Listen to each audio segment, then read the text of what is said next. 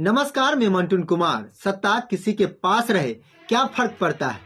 चुनावी एजेंडे में नाम तो लिया ही जाएगा, चाहे नौकरी के लिए लाठी खा रहे छात्र हो या अनशन पर बीपीएससी छात्रों को धांधली के लिए अनशन करना पड़े, मजदूरी के लिए पलायन करना पड़े, किसानों को यूरिया के लिए लंबी कतार में खड़ा होना पड़े, किसे परवाह है।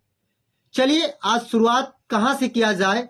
राजनीतिक सफर को टटोलने की कोशिश करते हैं, क्योंकि 15 साल बिहार में लालू यादव की सरकार ने राज काटी तो 15 साल नीतीश कुमार ने, लेकिन किसी न किसी रूप में दोनों का सत्ता तो रहा ही।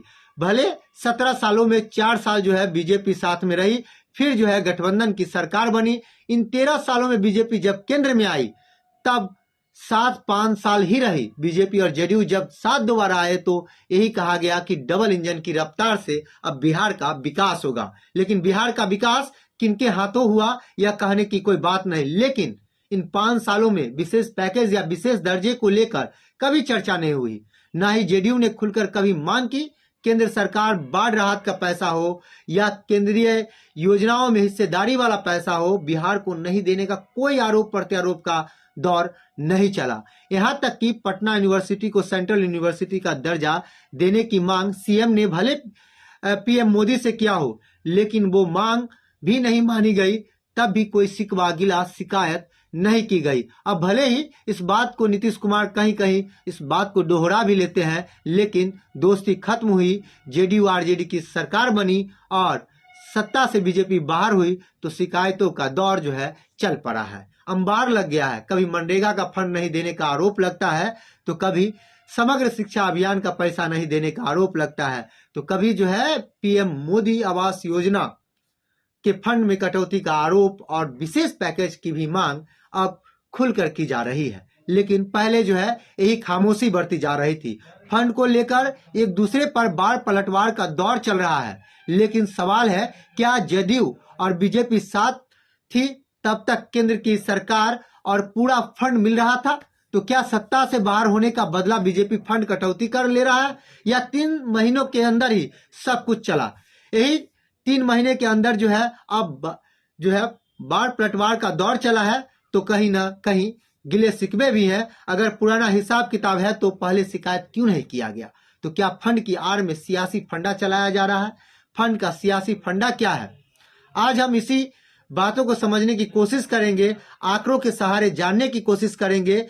चलिए टटोलते हैं उन आंकड़ों को और समझते हैं कि क्या बिहार को क्या कुछ मिल रहा है और क्या कुछ पहले नहीं मिला। मनरेगा के तहत 1045 करोड़ का फंड बकाया है। 2020 से 21 से अब तक 1827.92 लाख करोड़ और 791 करोड़ मिला। 3 महीनों से 168 प्रखंडों में मजदूरी का भी बकाया है। पीएम आवास योजना के तहत 3007 करोड़ का बकाया। समग्र शिक्षा अभियान के तहत भी केंद्र से फंड अभी तक नहीं मिला है। 2021-22 में बिहार ने अभियान के तहत 14,225 करोड़ का कर्ज किया। केंद्र की तरफ से समग्र शिक्षा में 8,535 करोड़ दिया जाना था। समग्र शिक्षा अभियान में केंद्र की तरफ से 5,690 करोड़ रुपए ही मिला था। अभियान के तहत राज्य सरकार को 10,669 रुपए खर्च करना पड़ा। खाद की आपूर्ति में भी केंद्र पर अब कोताही बरतने का आरोप लग रहा है। 18 नवंबर तक केंद्र ने बिहार को सिर्फ 37% यूरिया दिया। आरोप प्रत्यारोप के दौर में कभी किसान परेशान होते हैं तो कभी मजदूर तो कभी छात्र। मतलब साफ है, सत्ता पाने के लिए चाहे किसी की भी सरकार हो, इन लोगों के नाम के सहारे की जरूरत सिर्फ चुनाव में ही होती है। चलते चलते इन आंकड़ों को भी टटोलिए कि बिहार की हालत सब कुछ अच्छे हैं।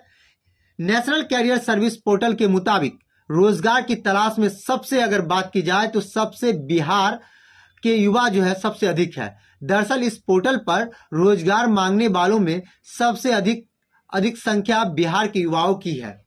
लेकिन कौन सुनेगा? सिर्फ इन युवाओं के नाम पर तो सियासत होनी है और सियासत हो भी जाती है।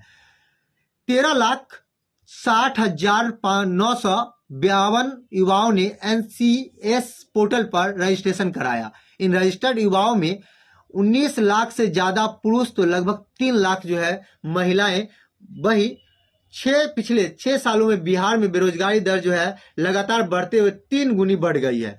जनवरी की अगर बात करें 2016 में बेरोजगारी दर जो था 4.4 थी, जबकि जनवरी 2022 में यह बढ़कर जो है 13.3 पर आ गई। अगर आंकड़ों की बात करें तो वही जो है CMIE की जनवरी अप्रैल 2021 की रिपोर्ट से यह पता चलता है कि बिहार में बेरोजगारी की मार सबसे ज्यादा जो है ग्रेजुएट छात्र झेल रहे हैं। राज्य के लगभग 34.3% ग्रेजुएट युवा बेरोजगार हैं। वही 10वीं 12वीं पास वाले 18.5% युवाओं के पास नौकरी नहीं है। ये हाल तब है जब 25 साल से कम उम्र की 57.2% आबादी के साथ बिहार देश का सबसे युवा राज्य है। इन युवाओं के नाम पर सियासत तो की जाती है, लेकिन सिर्फ चुनाव के समय।